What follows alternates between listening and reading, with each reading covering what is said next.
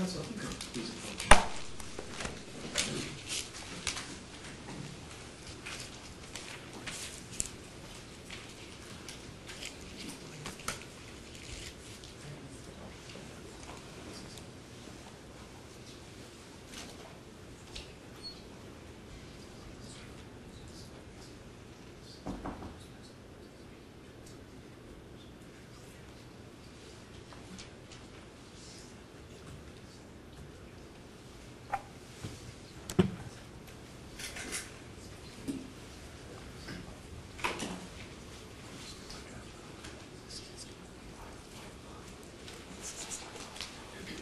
Supervisor? Let's go ahead, please. Call Dr. Ryan. Tom Ryan. Dr. Tom Ryan, please. Dr. Ryan, would you come to the front of the courtroom? The clerk of the court will swear you in.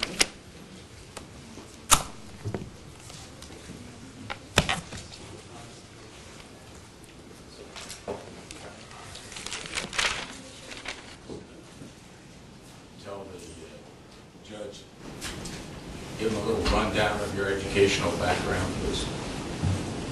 Yeah, I have a bachelor's degree in electrical engineering from the University of Santa Clara, a master's and PhD from the University of Arizona in electrical engineering. I'll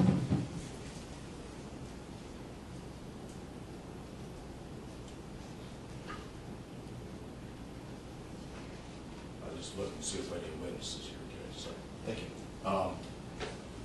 And would you describe for the judge your employment history, please? Well, I'll start when I got my PhD in 1980.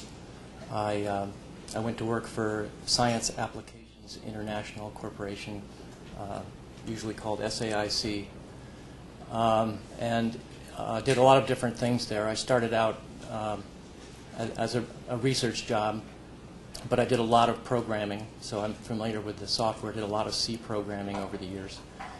And then most of these were scientific applications, developing software, and I eventually moved on to become a program manager and designing systems and designing algorithms and having people work for me who implemented them. And I retired about 2 months ago from that job.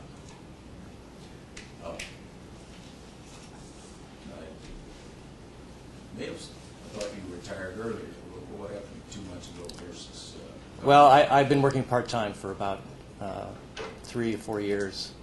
And during that time, I was actually still a consulting employee, so I was considered an employee of the company, but I am no longer an employee. And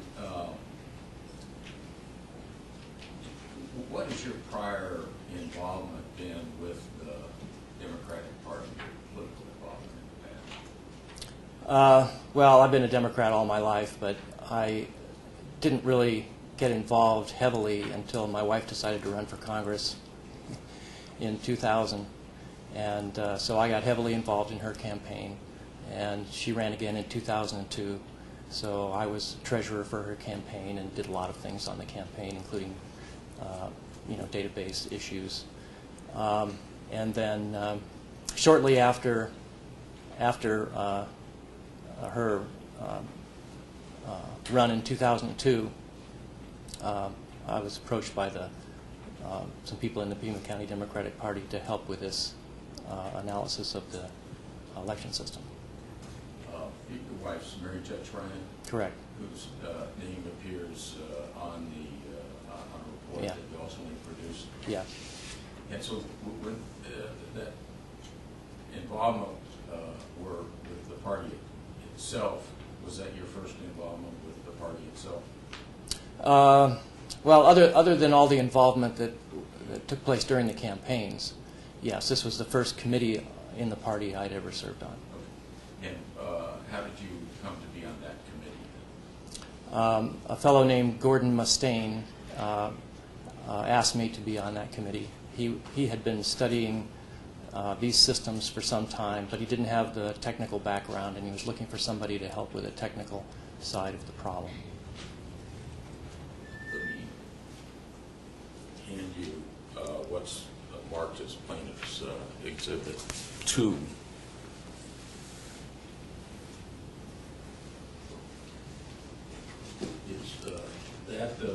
report that you helped author? Yes, it is. And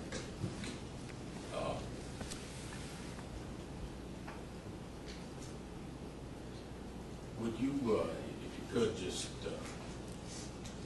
once you appointed that committee in a summary way, describe what you did to educate yourself as to these electronic issues? Well, at that time, we became aware that really no one in the party locally had much of an idea what happened inside Pima County elections and what happened inside the computers, how the computers got there, how they were approved, what they did. And so that was really our goal, was to find out really how are ballots counted and what machines are used and what's the process when a ballot is mailed out and mailed back in, what happens to it?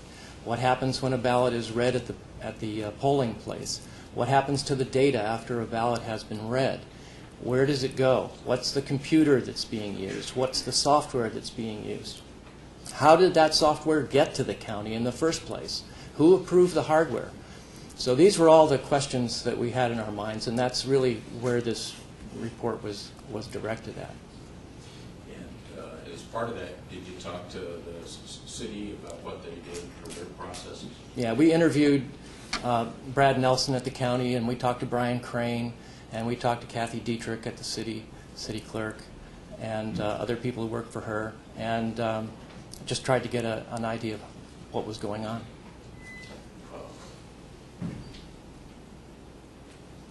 Did you, as part of that process, research the federal regulations through HAVA? Right. That's part of the problem of how the computers got here and what approval processes they have gone through. So there's a federal approval process and a state approval process, and then that leads to a list of equipment that the counties can purchase. And at the time that you were doing that research, do you know if the so-called early ballots were more or less half of the ballots that are counted and processed by the county? That's been Response.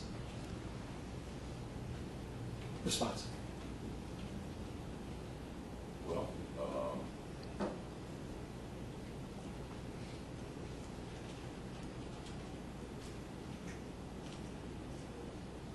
Mr. President, I'll sustain the objection. You could lay some additional foundation for this witness, please. what are the early ballots? what are early ballots. Yeah. Early ballots are ballots that are sent out to voters sometime prior to the election and then are mailed in and counted that way, so that voter doesn't go to the polls to vote. They mail their ballot in. In your examination of the system, did you make some examination of how important a quantity the early ballots were compared to ballots that were cast at precincts? Yes. I mean, roughly half.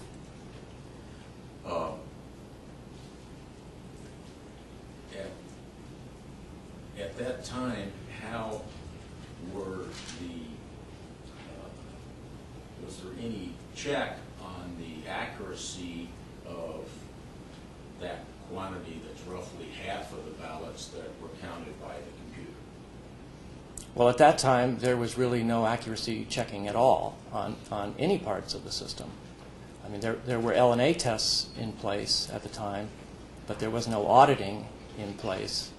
And so the answer is there was no accuracy checking on either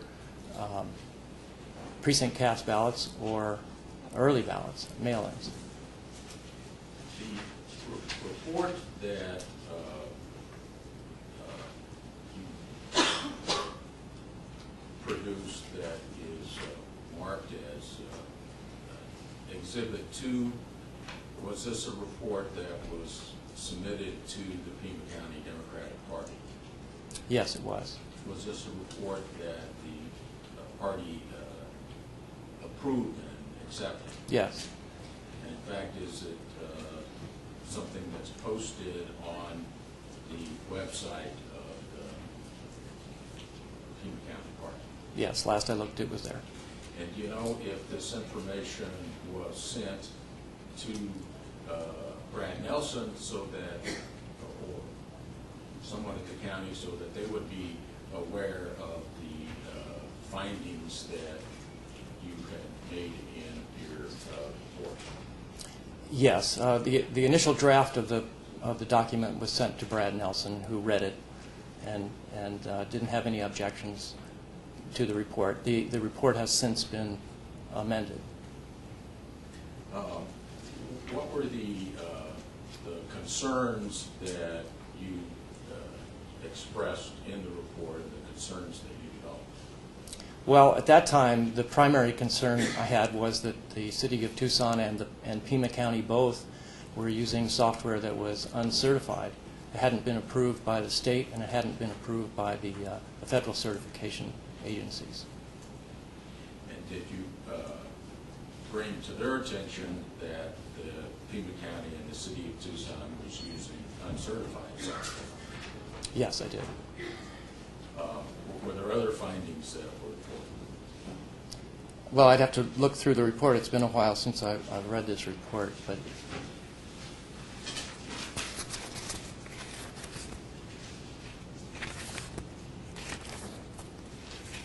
I mean, I guess you know, one of the findings was you know, there's very little checking of the system. I mean, there wasn't essentially no checking, and that's one of the reasons I got involved in the legislation side of this whole thing. Did you look into what the process that the ITAs used at that time? Yes. Let me, if I can just back up a little. I think you had said that you researched the Help America Vote Act of 2002. Yes. And that's referred to in ARS 16442B, is it not, that the voting machines in Arizona have to comply with HAVA and have been tested and approved by an accredited laboratory? Yes, that's correct. And did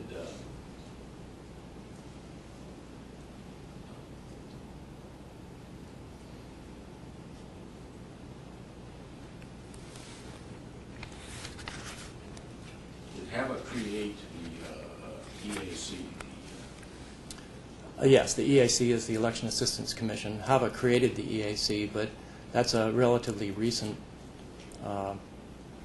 I mean, it was created by the Act, but they didn't come into being immediately. Were there some standards known as the voting system standards that were in existence at that time? Yes. And who had developed those standards? Well, they were developed under the FEC, Federal Election Commission, and they are developed by a group or a commission of some sort that comes together with representatives from a number of different places, academic, industry, and they make recommendations. And then at that time, the voting system guidelines were approved by the FEC. And did HAVA have a section in it that made the voting system standards be deemed adopted by the EAC? Yes, the HAVA says that the first set of standards to be accepted by the EAC will be the 2002 standards. And you have, let me hand you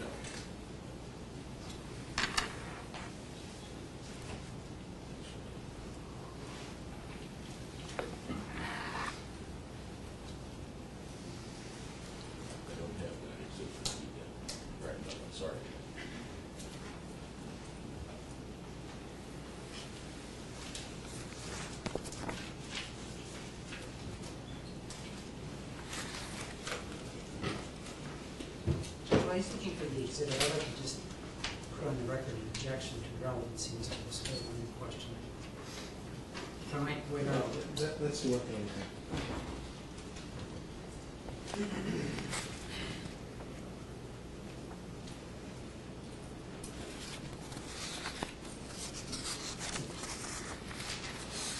Have you, Mr. President, excuse me. There's been an objection as to relevancy, and I think you've heard that response. that which, statute 16442 requires that software used in Arizona be certified by an independent testing agency to certify that it meets the requirements of the voting system performance and testing. Okay, I see your question. The objections are ruled. You may continue.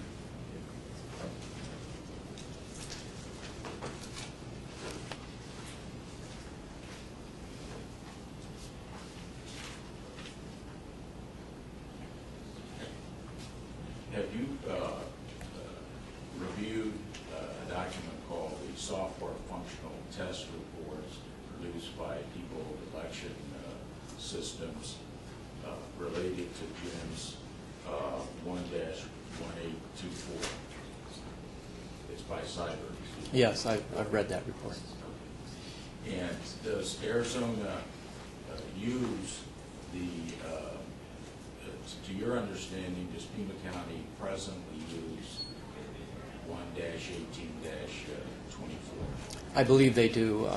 I know they did in 2006, and I don't know actually what they have on their system now, but I believe that's what it is. And did you, through reviewing this report, are you aware of what the test lab reviewed and what they certified? Yes.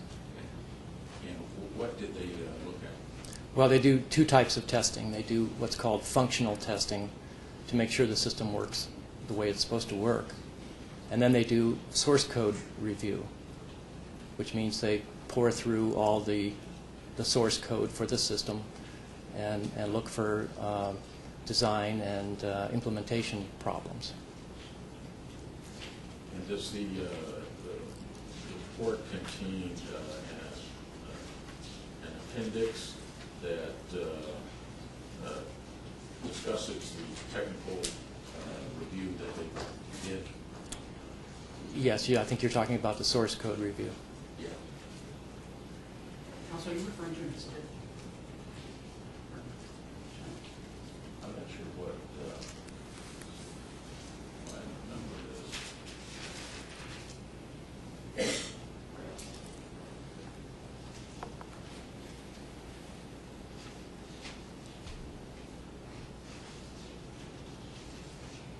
Mr. President, let me make a suggestion right now. It's not unusual for the beginning of a trial to try and get all the little things worked out. If you'd like, rather than taking our break at noon, we could take our break now, but I need to resume then at 1 o'clock. We'll still take an hour and a half, but maybe it'll help things move along if you can use some of that time to get the exhibits exactly where you need them to be in the rest. Would you prefer to do that? That's fine. Okay. Court will stand in recess then until 1 o'clock. Your direct examination. Just think of this.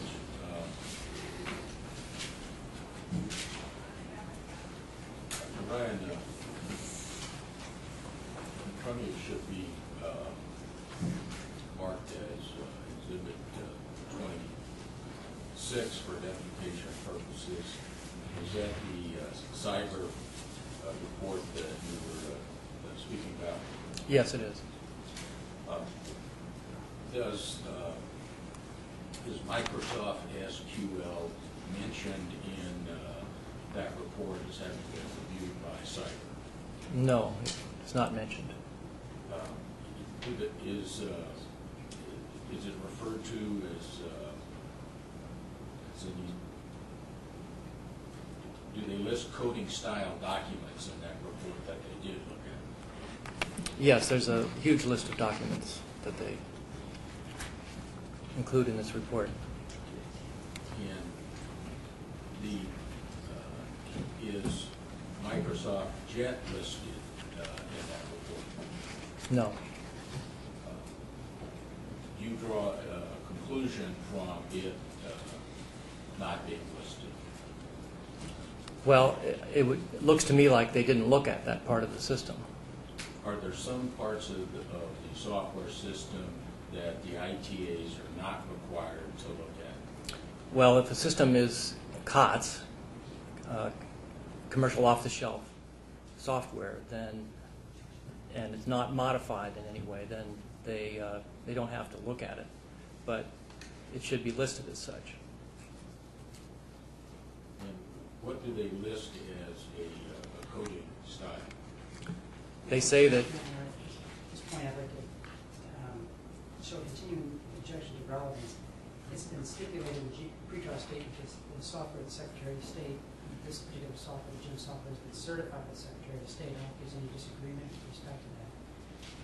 With respect to all of this questioning with regard to that, I don't think it's more probable than not that the databases that we're talking about should be released. I want to show that as a continuing objection. Overruled.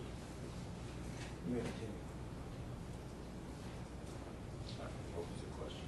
The question is, what do they list as a coding style? they say that gems.exe, which is the executable program, is written in C++, and there's a document on on their coding style, that sort of thing, apparently. What is the meaning of the term documentation in standard computer usage? Well, usual usage is that documentation is manuals and reports that either describe how a system is designed or how a system is used. Would the ITAs have been required to list the SQL if they thought it was part of the software? Yes. And why is that? They're required to do a source code review, and they need to review each part of the system that is considered source code. And if they did not review the SQL that's in the database, then they did not consider it to be source code. What is SQL? It's a computer language. It's a structured query language. And what's its function? It's a language that's used to create and populate and retrieve data from databases. Is it code that's written by Diebold? No, it's written by Microsoft in this particular case. I wonder, would you be able on the, perhaps on that paper next to you on that board, use that to kind of explain this Diebold computer system, how GEMS work, objection, and the database works together? Okay. This is going to be a very high-level description of this, if I can get this open. Let's just draw GEMS as a box that's an executable program.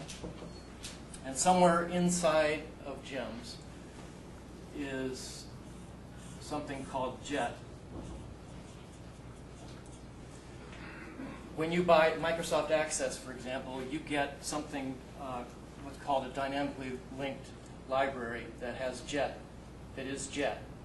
And when they build this system, they seem to have included that in the system.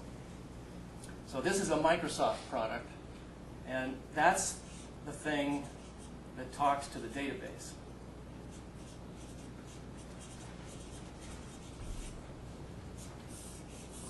Okay? And then the database itself consists of, let's just do this, consists of tables. So these are tables and queries. And all of these little boxes I'm drawing are like spreadsheets. They're basically just a grid of data. And so you can put any information you want in these tables. And then the queries are information that has been reformatted or restructured from the tables. So you can kind of think of the tables as being raw data in some way. And then the queries are some combination, like this query here might be from that table and this table down here. And it takes that data and it presents it in a slightly different way. And it presents just a subset of that data. So that's basically what we're talking about here. And then somewhere inside of GEMS, there's a piece of GEMS that writes reports. So I'll call that a report generator. And GEMS talks to JET. So I'll just draw it this way. GEMS talks to JET to get at the data that's in the database, to put it there in the first place, and to get it later, and then to write reports. And so out comes all the various kinds of reports that the system can produce, like statements of votes cast, and the canvas for that matter. So that's sort of a description of what the system looks like. How is the database itself created? Objective foundation. Rules. How is it created? Yeah. Well, when you actually start GEMS for the first time and you say, I want to create a database, it generates the database. Yeah. And it creates all these tables. They're all blank initially, or almost blank. And all the queries, which are all blank, they're already in place. And then they're populated by sending commands through JET to the database. And in that system, how are, I think you described how the reports are generated how? GEMS knows it has to produce, a user asks GEMS to produce a statement of votes cast, for example. The program goes through JET, gets the data it needs from the database, comes back out and produces a report. From a computer science viewpoint, is the database here a computer program? No, it's not. It doesn't serve any function by itself.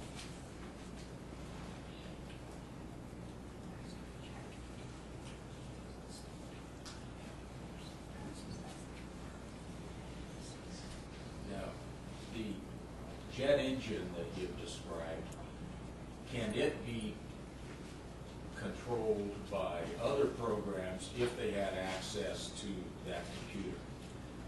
It's the same beast that Microsoft Access uses. So when you buy Microsoft Access, you're getting a version of JET.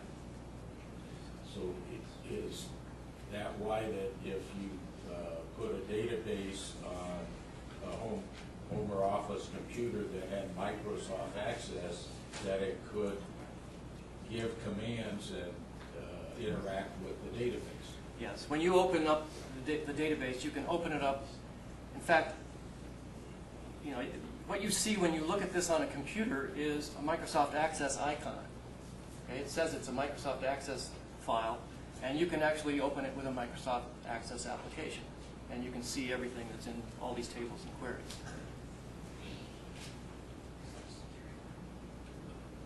Does this database contain interpreted code? Well, the database, these queries, if you look at them, they have some SQL, some of the structured query language in them, and it's text. And so if it's used by the system, then it has to be interpreted. It has to have an interpreter to make sense out of that text and convert it to a form that a computer can understand. Is that permitted under the federal standards for software? Well, the voting system. Foundation. Response. Are you asking him for a legal conclusion, Mr. Reiser? No, I'm asking him from his computer knowledge of what the rules are in the federal standards that the ITAs use when they're examining software. The objections overruled. The voting system standards explicitly ban interpreted code. So then if there was that type of interpretive code in the database, does that mean that it should be banned under the federal standards? If it was, It calls for legal conclusion. Oh. I would say that if they treated it as part of the program, then it's banned. But the indication is that they didn't treat it as part of the program. So in other words, they treated it as data. They treated it as data. And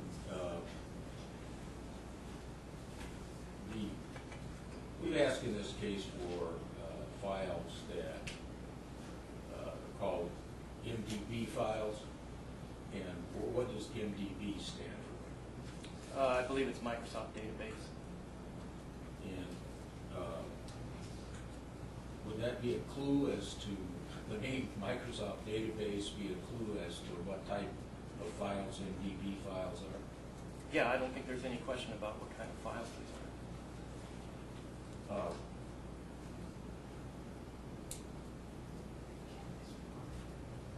Do federal standards preclude election software that can be modified in the field by county election officials? They use a phrase externally. They ban externally modified code, and that's what I take that to mean. That if it's modifiable in the field, it's banned. So software code that could be modifiable in the field would be banned under the federal standards. Yes.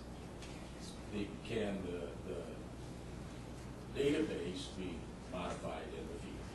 Yes. Not only can you modify the SQL, but you can modify anything in the database. So any of the queries you can modify in the database, would that be correct? That would be possible, yes.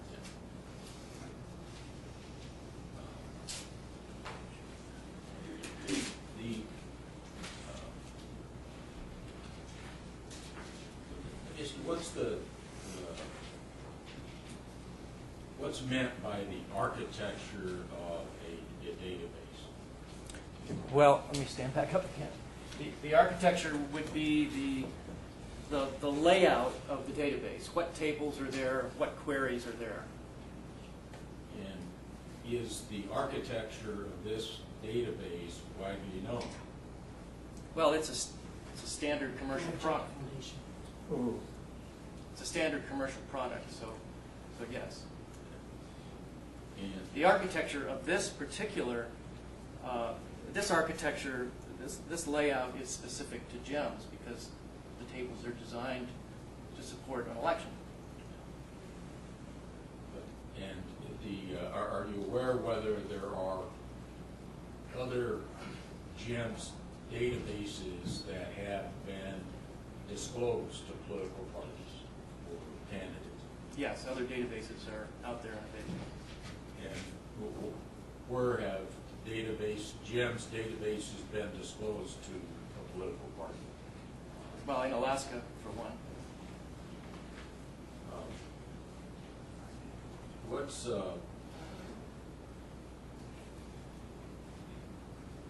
Let me ask you about some vulnerabilities and defects of the jet engine that's in GEMS. You have in front of you, I think, it's Exhibit 3. Yes. Would you describe what's been marked for Exhibit 3 for identification? This is a paper by another Thomas Ryan and Candace Hoke entitled Tabulation Database Design Issues in Relation to Voting System Certification Standards. And do they identify vulnerabilities of the jet engine that are relevant to the kind of uses that we would use, or do use in Pima County for our elections? Yes, they talk about a couple of different things. One is they describe the underlying design or the architecture here as being problematic in that it doesn't meet the usual standards for database design. It violates some of the basic principles of database design. Okay. Let's stop there. What are the basic principles of database design that are violated? Well, they're referred to as normalization, and there's several different stages of analysis that you go through that have to do with how a database is structured and how you lay out data in the database. And they give a number of examples in this paper of how this particular design has violated the normalization criteria. Can those fundamental design problems lead to erroneous reporting, even without malicious intent of election results? Well, those design problems, in combination with the fact that the JET system was really not designed for this kind of application and is vulnerable to errors due to what's called concurrency errors when you have multiple users or multiple systems accessing the database nearly simultaneously. What do you mean it's not designed for this kind of thing? Well, that's the conclusion that Microsoft came to, and they have written that this is not the proper database to use under highly secure requirements and high concurrency applications. So this is an official Microsoft release position they've taken? Yes. And with the way that we use GEMS here, the way our ballots are processed, is there a possibility of that concurrence problem that you speak of? There's a possibility. This is not the highest level of concurrency of some systems which have hundreds and hundreds of users, but it does have multiple users, and they've even talked about situations in this paper. They talk about cases where a single user can cause these problems. Is there's something called MDAC, that was it Microsoft Data Access Components? Is that what that means? Yeah, I've forgotten the acronym. I know they mention it in this paper. There was something about Microsoft deprecation of the JET components. Yeah. What does that mean? Yeah, I think it's the front end of the JET system that communicates back and forth with the application, and deprecation means that they're no longer supporting it. They're no longer going to use it in their applications. So the Microsoft company that created it, if I'm following you, is saying, okay, this part of our system, our product, we're no longer supporting. Right.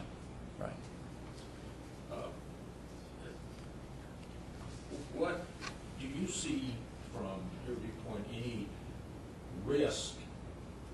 What is the risk in releasing the data to the Democratic Party as they're asking for the NDP? I frankly can't see a risk.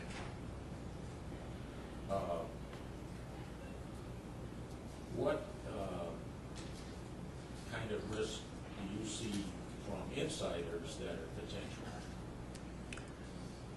Well, the largest risk is there's two risks we've got to remember. There's an insider risk, which means that a person who has access to the computer can manipulate this database easily. That's the insider risk. And then the other risk is data failure or data corruption caused by the design of the system itself.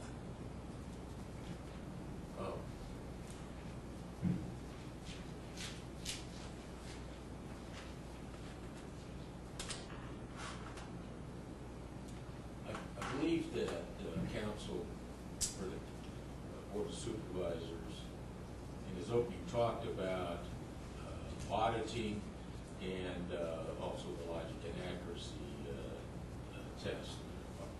Are either of those adequate tests for auditing our load system? No, I would certainly not say they are adequate. What does the logic and accuracy test, well, if you could just describe it and then Right. say what In a logic and accuracy test, there are different groups who do it, and each one who does it uses a slightly different procedure. But so I'll just be generic about it and say that if you're going to do a logic and accuracy test, you take a set of ballots for some set of precinct machines. They've been designed specifically for a precinct, one of the styles that were talked about earlier. And then those ballots are filled out, and whoever fills them out keeps track of how they were filled out, and there's some total that's known for every candidate and issue. And then that's called a test deck. That test deck of ballots is then fed through a subset of the machines, okay, not all of them, typically 15 or 20 machines.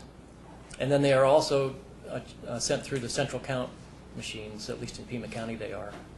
And just to make sure that that the system is capable of reading all the different ballot styles and the different candidate rotations that are on those ballots. But it's a small test. It's less than a couple hundred ballots typically, and therefore it doesn't really test the system under election conditions. All it does is show that the system is capable of reading the ballots correctly. And can the machine also be instructed to read ballots correctly on that day and have instructions to read it differently on different days? Well, that's certainly possible. The systems are typically tested in a test mode, which is different from an election mode. So there's a switch being thrown in the software somewhere to change it from a test mode to an election mode. And even if they test it in election mode, in order to do it correctly, they would have to change all the system clocks to the day of the election to be sure that the system is in an identical state that it would be when the election is being run. And I know that's not being done. What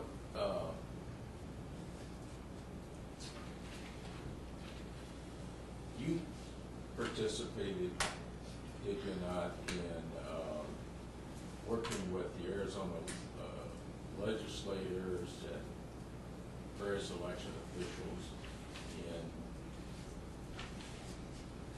the ultimate enactment of laws where there are some hand audits now as of the general 2006. Is that correct? Yes. What, you could just kind of briefly describe what your role was in that process. Well, initially I was giving presentations on my findings regarding the report we talked about earlier around Tucson and Phoenix and Flagstaff, and at one of those presentations, a state legislator came up to me and said, well, we probably should do something about this. And so at that point I got involved in helping to draft legislation that would create an audit of the system, which I felt was probably the weakest part of the system. And are those now the procedures that are in 16902? Well, there were two different bills, one from previous session, one from the last session that did some repairs on the first one. But ultimately what we have now is a law that requires manual counting in a small fraction of precincts and some testing on central count computers. And is that's a dramatic improvement, would you agree? I would say I personally don't think it's adequate to safeguard the election, but it's far better than nothing. Yeah.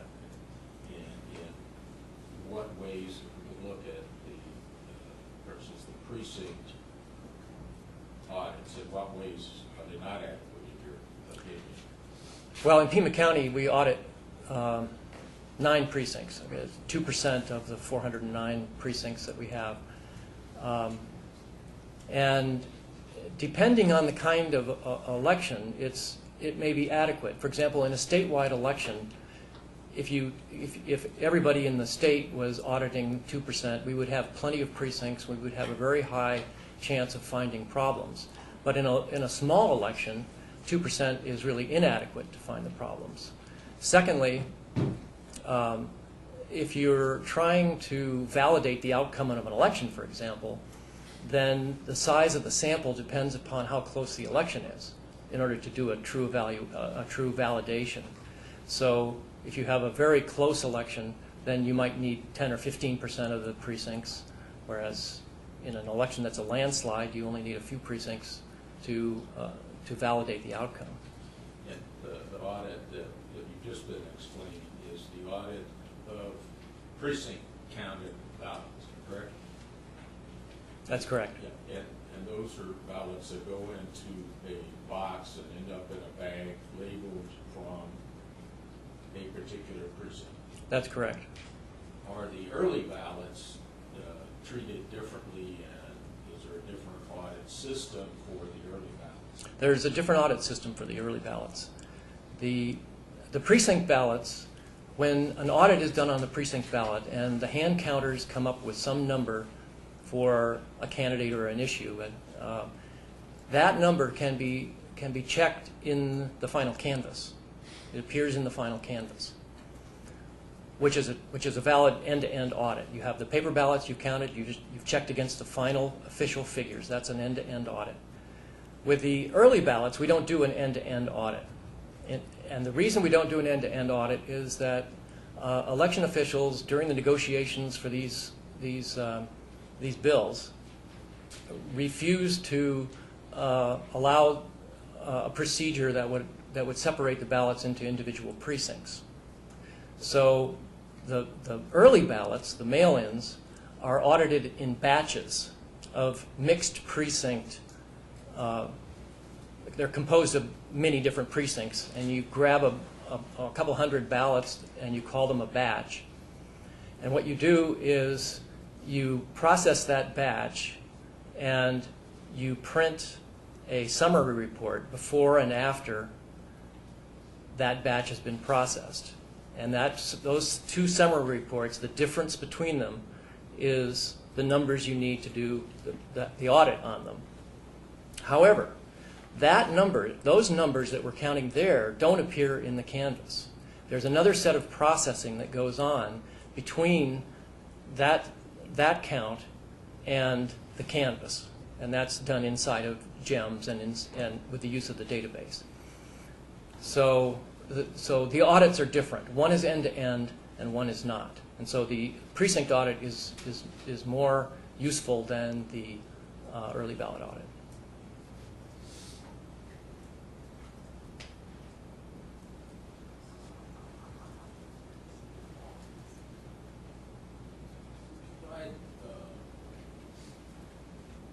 Ask you before your opinion if there was risk in releasing your opinion in the database, and reflected follow-up and ask you why you think there's not a risk in disclosing the database. Well, we're talking about disclosing the database after the election. And although there is information in there like user IDs and passwords, those really should be of no consequence for the next election. All that information should be changed. All the candidate names are going to change and be scrambled around with different codings. Pretty much everything, even between a primary and a general election, there's going to be a lot of changes in the design of the ballots and a lot of changes in the design of the memory cards on the machines. Everything is going to change. So the information that is in the database is passé and really does not present a risk.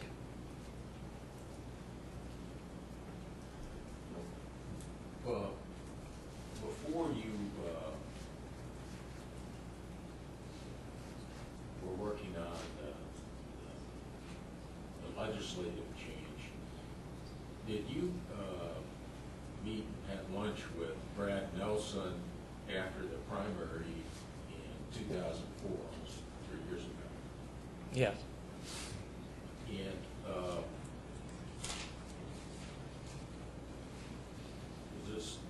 where was the lunch? I believe it was at the Hilton Hotel East. Hilton East. Right. And did you discuss with Brad Nelson the couple proposals to audit the early ballots, which at that time were not being audited at all.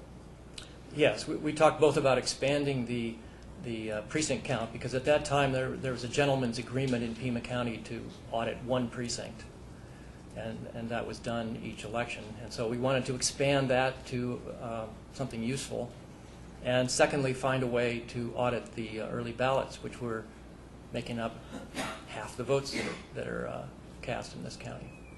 Incidentally, at that lunch, who else was present? Bill Reisner was there. And so you were there, and Bill Reisner was also there on behalf of the Democratic Party making security proposals. Is that correct? Correct. Did you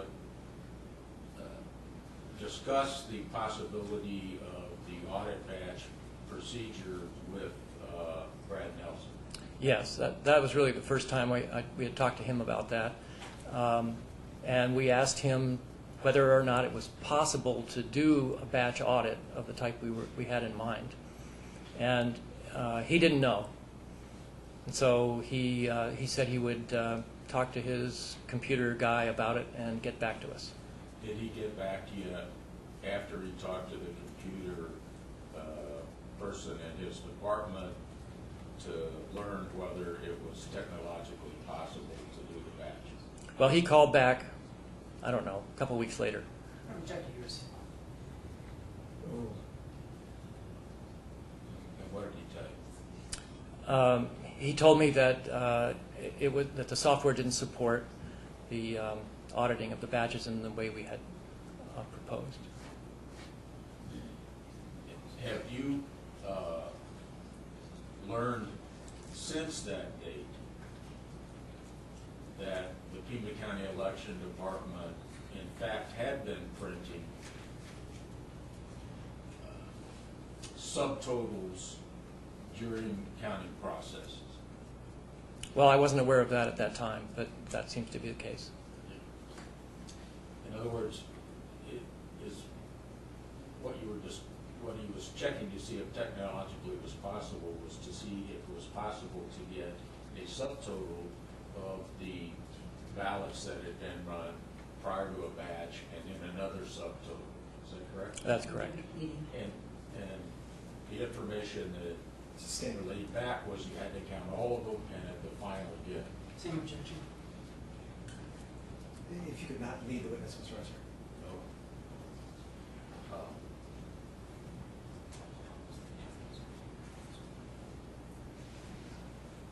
This was in uh,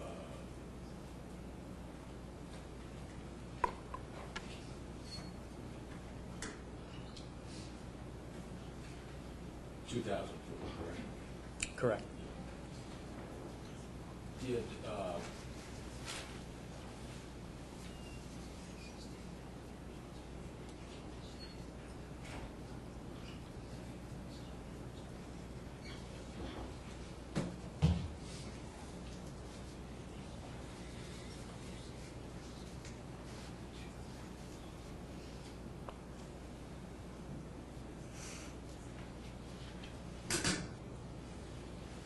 what did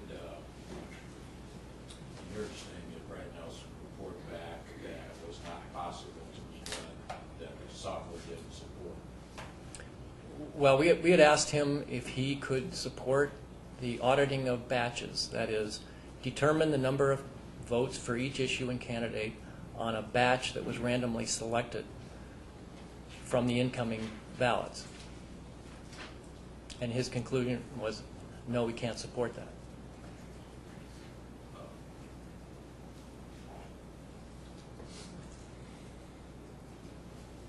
After the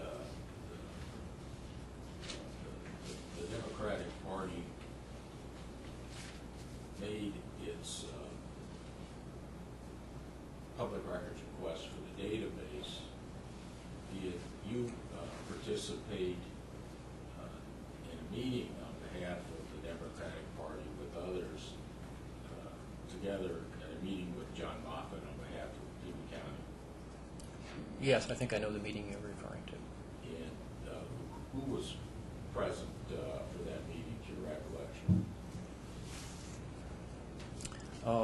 believe John Moffat, Brad Nelson, Mickey Donahoe. I believe you were there.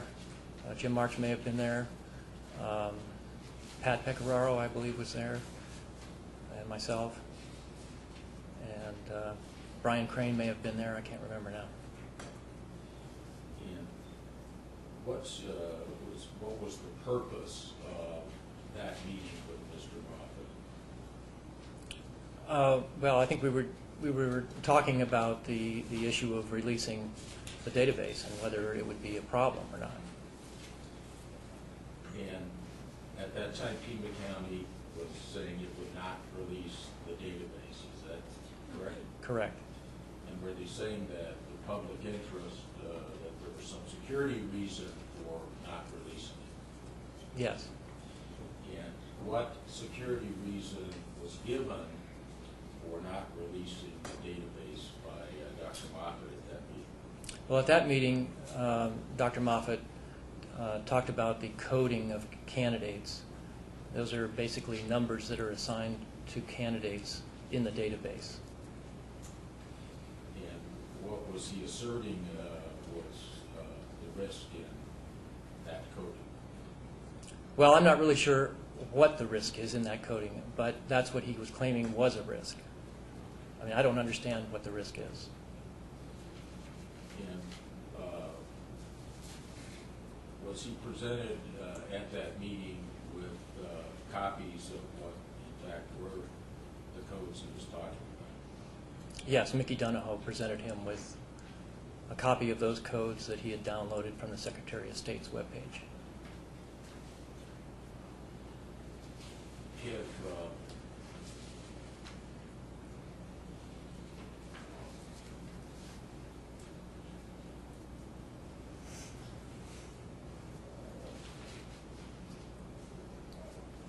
you had a chance to,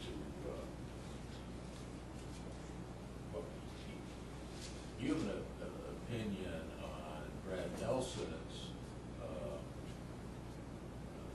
technical abilities that might affect him as an election department manager? I'm going to object to relevance and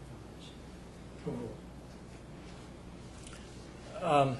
Well, I guess I'll say that every time I've asked Brad Nelson a question that has to do with the computers, he always says, I'm not a computer guy, I don't really understand these systems, I'll have to talk to somebody who does. And so it's my opinion that somebody who runs a department that is information intensive ought to have a background in information technology to some extent, and Brad does not. So in that sense, I question the qualifications to do that job. Do you know whether Diebold licenses the database, or what do they license? It's my understanding that Diebold licenses their executable software called GEMS. And would that exclude the database? Well, GEMS, Foundation. It's just saying, if you lay some additional foundation as to this witness's knowledge about those licenses.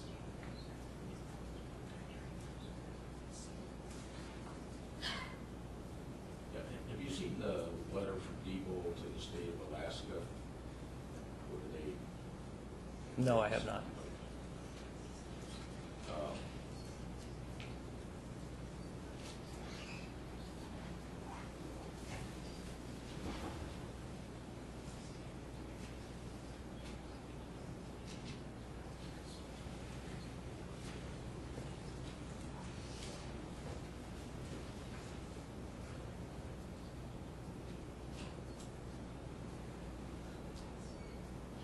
So anyway, your understanding is that it's the executable that they license. Could you repeat that, please? Yeah, that it's your understanding that it's the executable that's licensed. Is that what I heard? That's usually the case. When somebody buys a product, you're buying the executable. What are hash codes? A hash code is a mathematical operation that takes some file or number, or can take anything as an input and produce a number, a smaller number on the output, or some kind of list of characters or numbers that is kind of like I guess you could call it a fingerprint of what you ran the hash code on. So you can take a file like an executable or a database or anything, run it through a hash, and get a number out, or a character string or whatever, and that becomes a sort of a representative of the original, in the sense that if you change something in the original, it should change this code significantly. Is are hash codes used to confirm the I guess accuracy or authenticity of software, the election software? Yes, I don't know if it's actually required by law right now, but it's becoming more and more common practice to do that. And there's apparently a national library that keeps track of those hash functions, those hash operations, and the numbers that should come out when you apply them to certain pieces of software. Are your databases hash coded? In elections? Yeah. No, not that I'm aware of. I think that's the questions I have about the judge. Cross-examine? Questions I have about the judge. Cross-examine?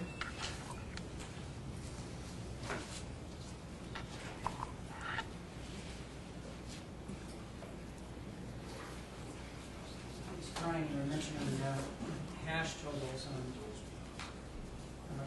You're aware that Pima County does a hash total at the LNA, right?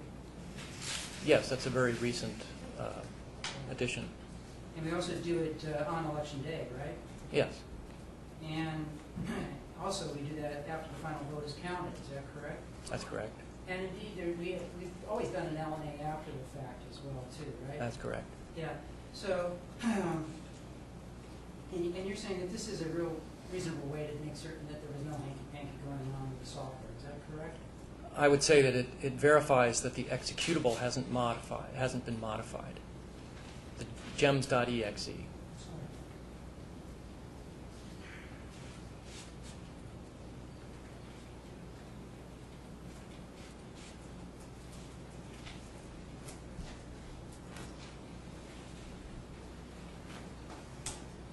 You have Exhibit 2 up on the table there, is that correct? Yeah. That would have 21.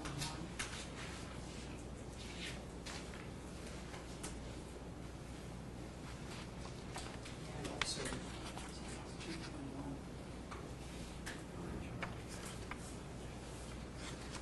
That's, and Exhibit E as well. Exhibit.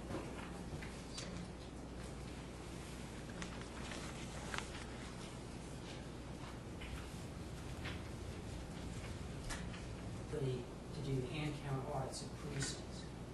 Correct. And that was legislation that you helped establish, is that correct? Correct. And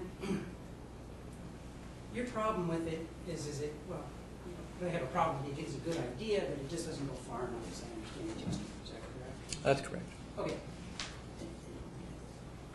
That hand count audit is 9 precincts, is that correct? Yes, for the precinct cast For the ballot. precinct cast, okay. For the mail-ins, however, those are coming from every precinct, is that correct, or potentially? Potentially. Right.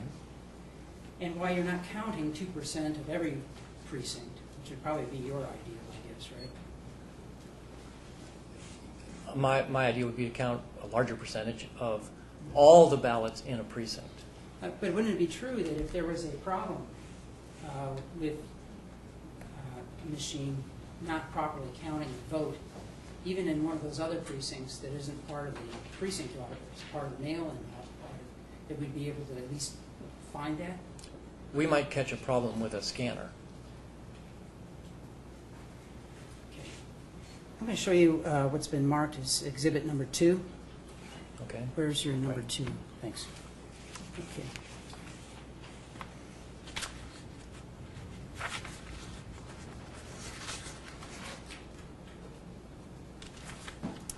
In Exhibit 2, this is your recommendations, is that correct? Well, it was a report we wrote that described the situation back in 2003.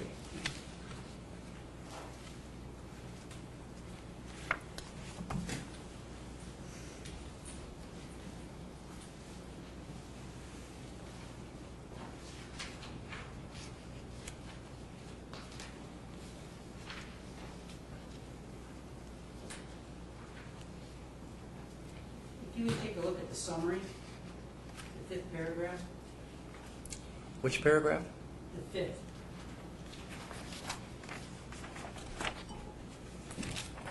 Okay. In that paragraph, you note, our findings indicate that Pima County and the state of Arizona are doing a pretty good job of safeguarding our local election process.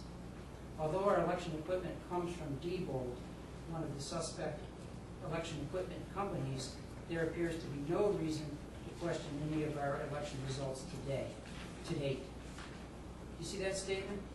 Yes, Do you stand by that statement as being true, at least as of April of 2003? that's the way I felt then.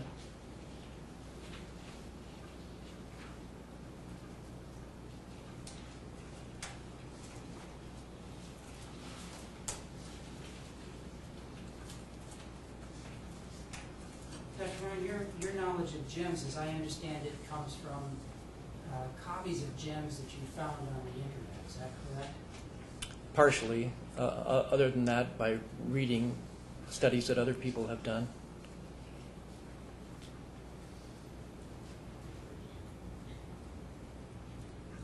And on what research have you based your diagram that you have shown the court here? Do you recall? By what research? What you based your diagram? Well, it doesn't take much research to figure out what the database looks like. Since anyone can open it up in an Access application. And I have read that it uses JET, and JET is necessary to use Microsoft Access type of database. So there isn't much else to it. Okay. You've indicated that there's security flaws, serious security flaws with both gems and the associated MED files in this case. Is that correct? Yes. Yet you've also indicated in your testimony that you believe that there would be no risk to election security in releasing these insecure MED files to the public. Is that correct? As I mentioned earlier, there are two risks. There's a risk of insider manipulation, and there's a risk of database data corruption while the system is running during an election. If you take a look at Exhibit AC there, this is, I think, is entitled Software Review and Security Analysis for the Diebold Voting Machine Software Supplemental Report. That was done by Florida State University. Have you seen that before? I don't believe so.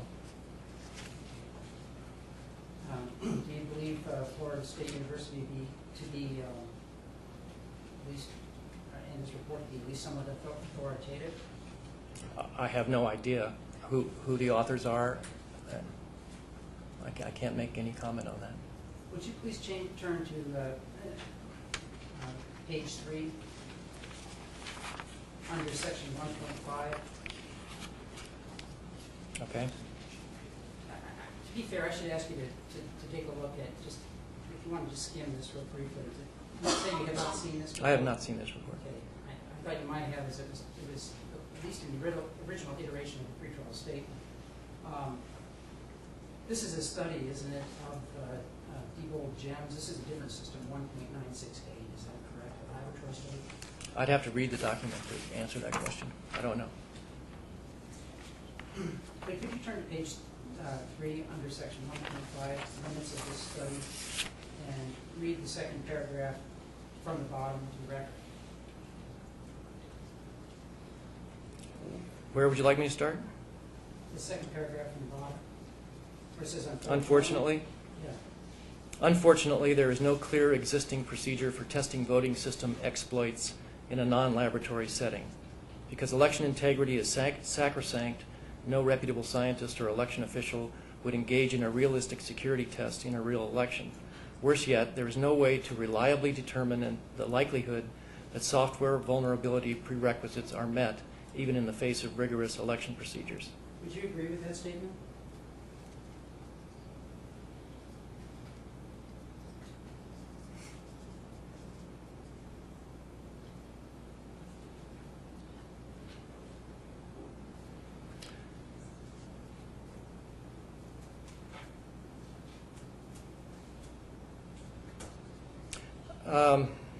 I don't know.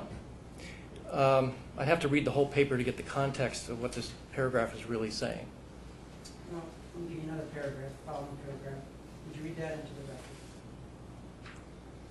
The following one? Yes. There are many systems that share this testing limited property. These systems are sometimes termed moonshot systems. Fortunately, there's a coding approach that is suitable for critical testing limited systems. This is termed high assurance development.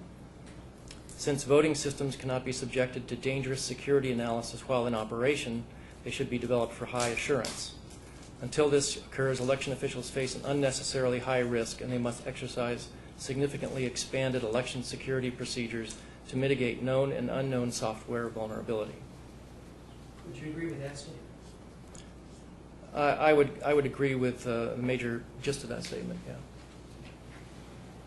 The GEM system was not developed as in a high assurance environment, is that correct? That's correct.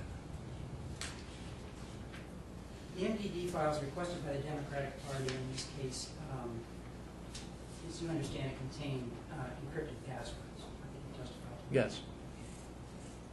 Would you agree with me that it's possible for encryption schemes to be unveiled, discovered, overcome by persons with appropriate knowledge and skill? There are software and algorithms out there that people apply to that, and there's weak encoding of passwords and strong encoding, and some are considered impossible, some are considered relatively easy. I don't know what this system uses. Would you? Well, that's an interesting point. Well, you would agree that one can purchase at a store or on the internet a device that could change the programming contents of a memory card, such as those that are used in the county's office scan or touchscreen machines. Well, those memory cards are standard commercial products, so yes. And therefore, you wouldn't need a password from the GEM system. You need defaults to do that. If you had one in your hand, yes, you could do that.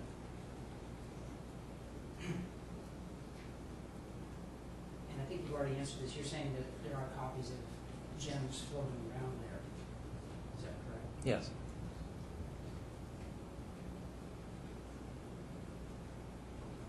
Now, as I understand your testimony, you believe that the ITAs utilized by the federal government essentially goofed when they approved the GEMS product line, and that the Secretary of State, therefore, should not have certified the county system. I think that's the summary of your testimony, is that correct?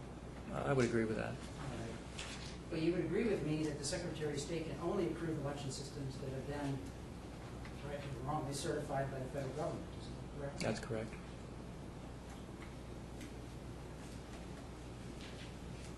Isn't this lawsuit really about getting some momentum to actually try to change that system? I need that again, please. Isn't this lawsuit really about trying to gain some momentum to change that? No, I think this lawsuit is about transparency.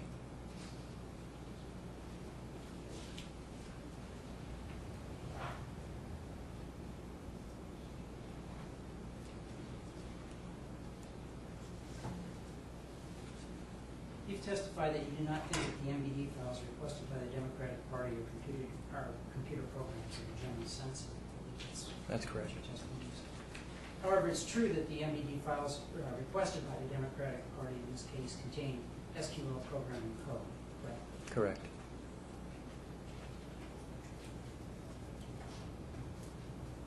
Are you familiar with, and I think this is in Exhibit 21 that's in front of you. This is the the California Secretary of State top to bottom review. Okay. Yes. This is the red team reports and the D-Bold report. Okay. Have you seen that before? I've seen the red team report. Do you consider it authoritative? I consider it to be pretty thorough. This top to bottom review concerns the D-Bold gem system, does it not? Yes. Would you turn to section 5.0, example threats? Please read into the record the fourth paragraph. Fourth paragraph, even if there is a discrepancy between... Must have miscounted. Go down. Starting with the election management system. The election management system consists of software running on a commercial platform. Typically, this platform is some form of Microsoft Windows. The application software consists of a database program and other software. A client program, the database application, or both control access to the election data. This platform may also be used to initialize memory cards or other media to transfer information to the voting machines. The platform may also contain other programs not supplied by the voting system vendor. Generally describes the GEM system, is that correct? Yes. Okay. You've indicated that only the GEM software and its documentation is required to be sent to the Secretary of State. Is that your view?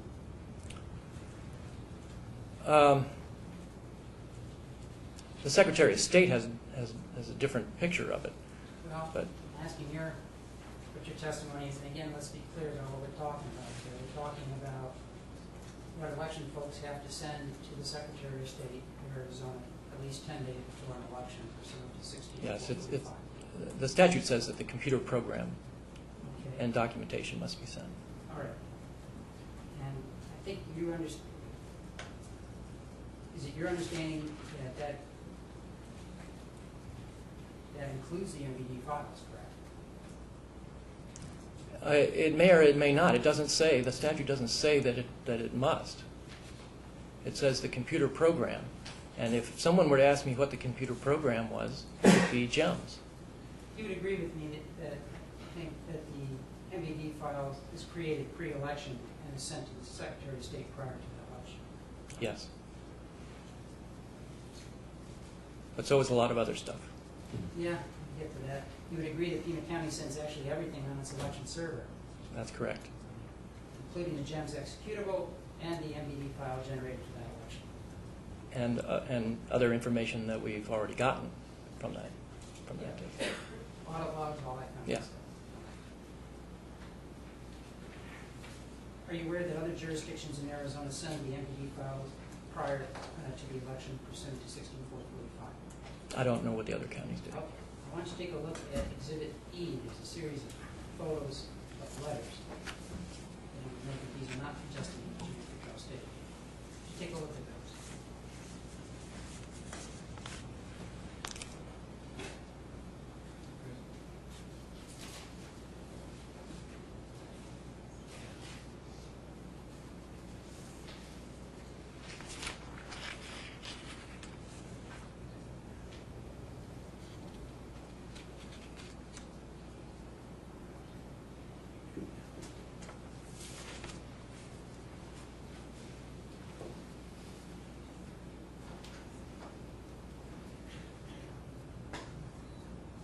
Okay. Let me show you also what's been marked as defendant's F. Look at those.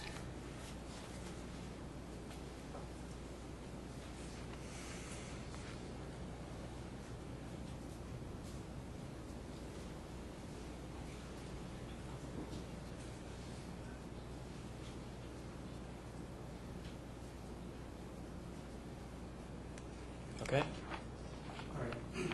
You would agree that other jurisdictions in Arizona, based on your reviews of Exhibit E and F, send the Q-call database, is that correct? That's what they're saying. They're calling it the database. And that would be the .mbd files we're talking about. I assume so.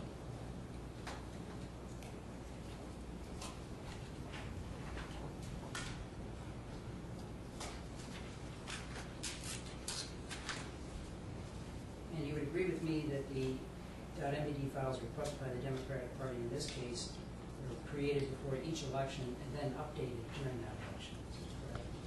That's correct. And you would agree with me that GEMS alone, without the MBD files, cannot process ballots at an equivalent county center. Is that correct? Correct. And doesn't it make sense that to you that the pre-election information in those MBD files should be sent to the Secretary of State just in case something happened at the election center here in Pima County, so that someone in her office could count that election if there was some disaster or something down here? Sure. It would be nice to have that information.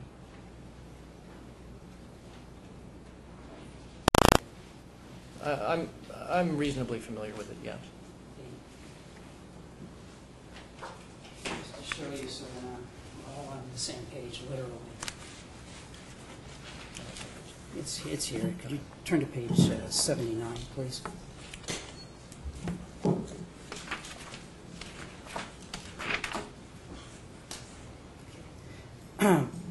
Would you read the first paragraph under the heading, Filing of Computer Election Programs with the Secretary of State? Would you read that first paragraph?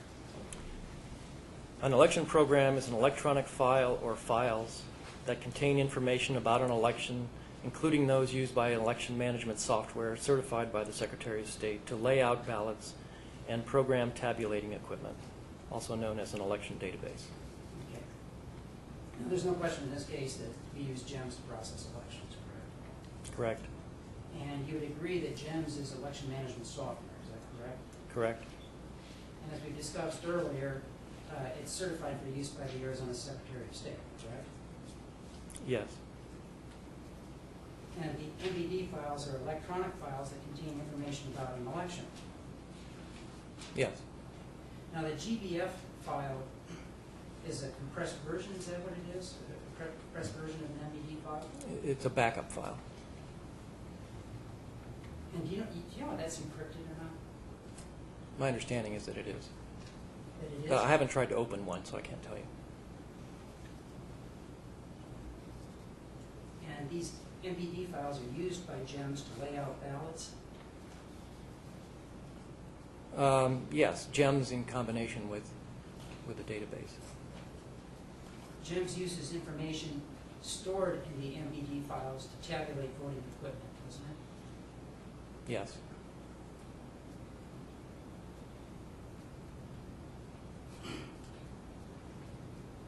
Do the MBD files and GBF files requested by the plaintiff in this case constitute an election database?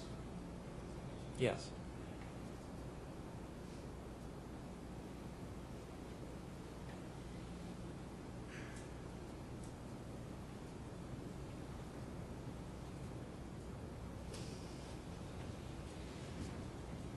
I think we have this established, but I just want to make absolutely certain. You would agree with me that one could modify the MBD files with Microsoft Access without leaving any evidence behind that would indicate the alteration. Is that correct? That's what people say, and I believe it to be true, but I can't be absolutely certain that there isn't some other trail left behind somewhere else.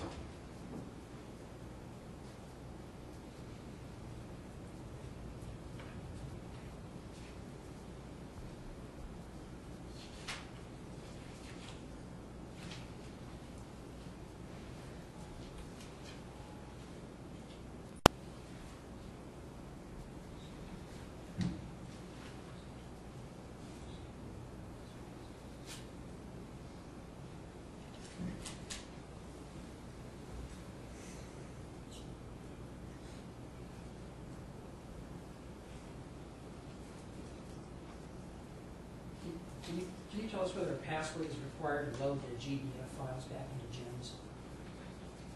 Yes.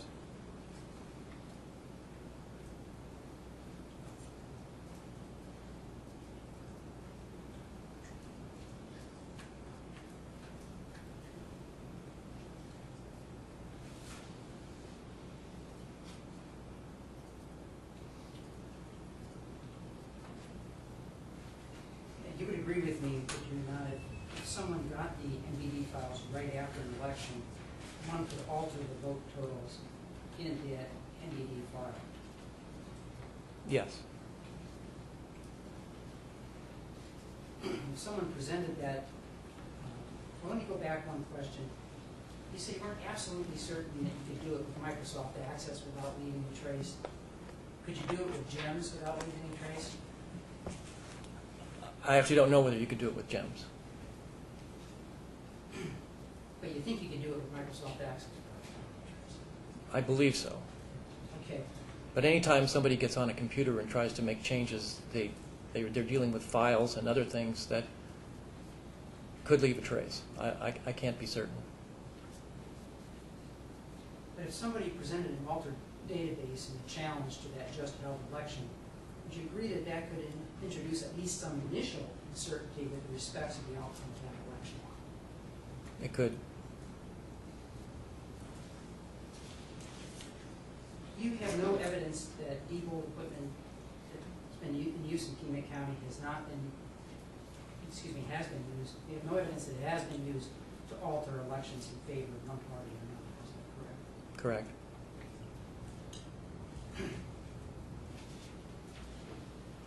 And we released the GEMS audit logs to the Democratic Party, and you've had an opportunity to review those? I have some time ago. Yeah. Yeah. And you found no evidence of election fraud, is that correct?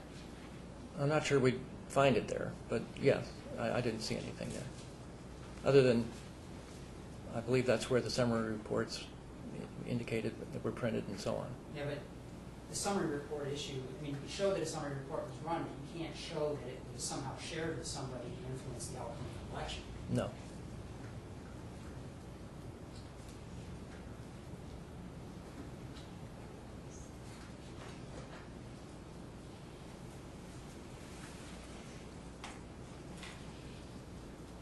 And as I understand it, if these MVD files are released to the Democratic Party, you would not recommend using them to audit the vote count at an election.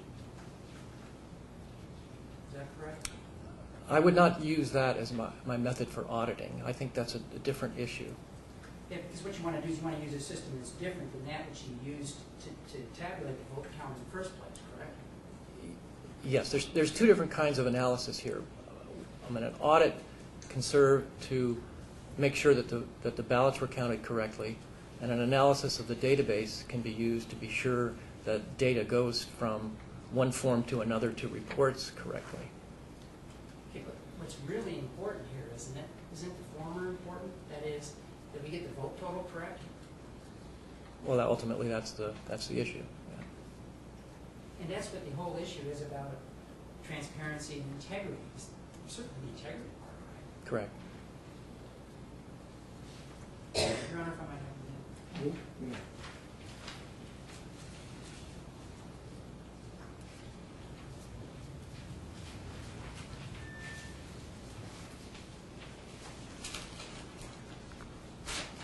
A question here. They're intended to be read only by the GEM system, is that correct? That's my understanding. Like I say, I haven't tried to open those up.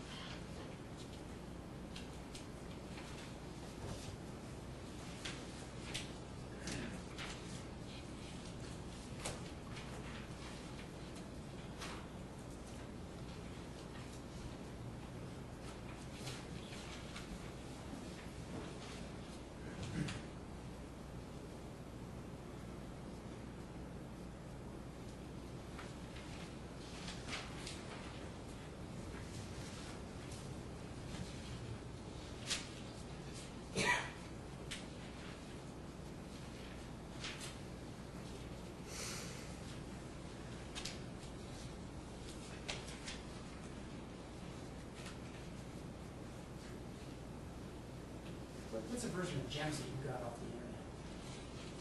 A couple of different versions. I have no further questions. Redirect? Yeah, couple, Judge.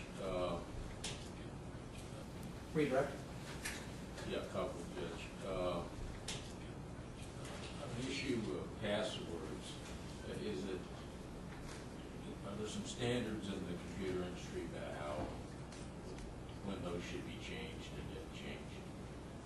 Well, most businesses require their employees to change their passwords every so often, and I'm sure each company has its own schedule. You know, the company I worked for, it was every 4 or 5 weeks we were asked to change passwords. The passwords in the gym system, are those encrypted passwords? They are. So, how could one find or determine what such an encrypted password was? Well, depending upon how the encryption was done, it could be very difficult. Have you seen encryption, the type that Jim chooses? I've seen what it looks like in the database. Does that tell you anything or Not me, no. not? You were asked about the databases or the information that the city of Tucson or other jurisdictions would send to the Secretary of State. That information is sent 10 days before the election, is that correct? I think it's at least 10 days, but yeah. So what's the difference between that and, for instance, the database that we're requesting? Well, the database that is sent 10 days prior to the election has no data in it from the election. It has the design of the election, the ballots, and information associated with how the ballots are designed, but no vote information. So what they send up is the ballot layout, design, information needed for that election. Is that correct? That's correct.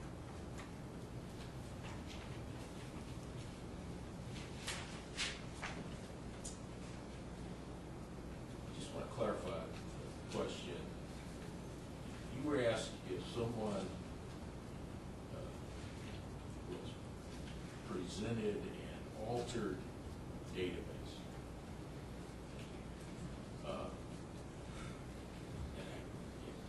Since I've heard this question before, I think you're saying the question that they're saying that if, for instance, the Democratic Party does, that if we get a database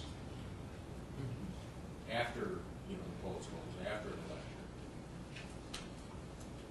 that we could alter it and then present to the public, aha, here's a different result. Is that the way you understand that question? That's how I interpreted the question, yeah. Yeah. And meanwhile, if we're right, the Republicans, the Libertarians, the Green Party would have the same database that the county gave out, correct? Objective foundation. Well, if I was a Libertarian or a Green or somebody else and I knew the Democratic Party had the database, I would want it. So now if those parties have it, and if the county has the original database, and they have the ballots, he asked you if there would be initial concern. Let me ask you, how long do you think that concern would be out there before we'd all have to leave the state and hightail it out of here? It'd be a pretty foolish thing to do because, first of all, it's easy to tell whether files have been changed. You can use hash codes, or you can just do direct compares, and just about every operating system allows you to do that. So it'd be simple to determine whether or not the database had been modified. Yeah, simple to determine. They've got the ballots. Other people have it. Anyone that would do something foolish like that, their credibility would be Yeah. to the city, right? It's leading Okay. It's the same. That's all I have, Judge. I've got a couple of questions for you, going back to the chart. Well, let me actually back up one. You said that you did download a couple of versions of GEM software from the internet. Yes. Did you run any of those systems? Yes. As far as you know, does the GEM software require a particular operating system? It runs under Windows. Does it run under any other operating systems? Not that I'm aware of. To the extent that it uses access databases, does that require that the user have access on that machine, or does it incorporate the access code into the GEM software? That's what JET is. JET is the guts of the database, and both Microsoft Access and GEMS use JET. Let's back up one. Can you run GEMS on an individual computer if Access is not installed on that computer? Yes. The SQL code that you talked about, is that incorporated into the GEMS software as part of the executable, or is it also set out as a separate file using that DLL that you were talking about with the JET software?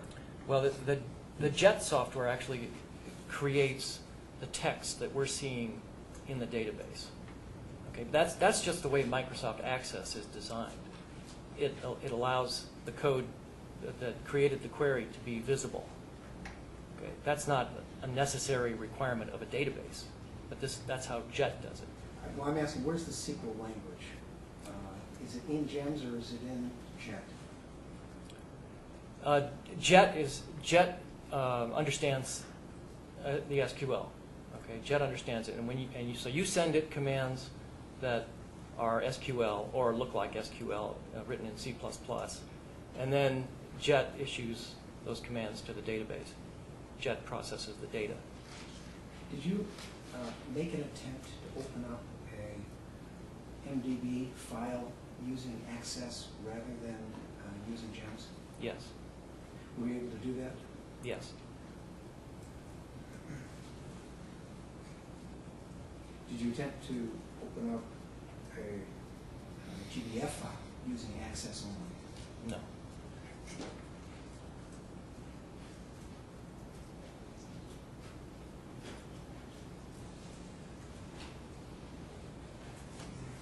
Thank you. Counsel, do you have any follow-up questions based on my questions? Questions based on my questions? I don't. Mr. Strong? Second, Judge, I'm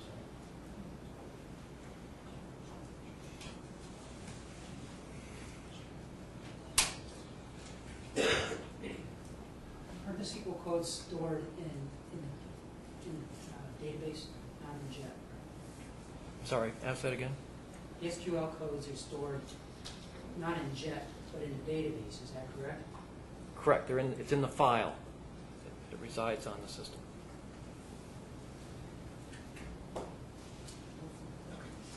Thank you, Doctor. You may step down. We're going to take our mid-afternoon break. We'll stand in recess for 15 minutes.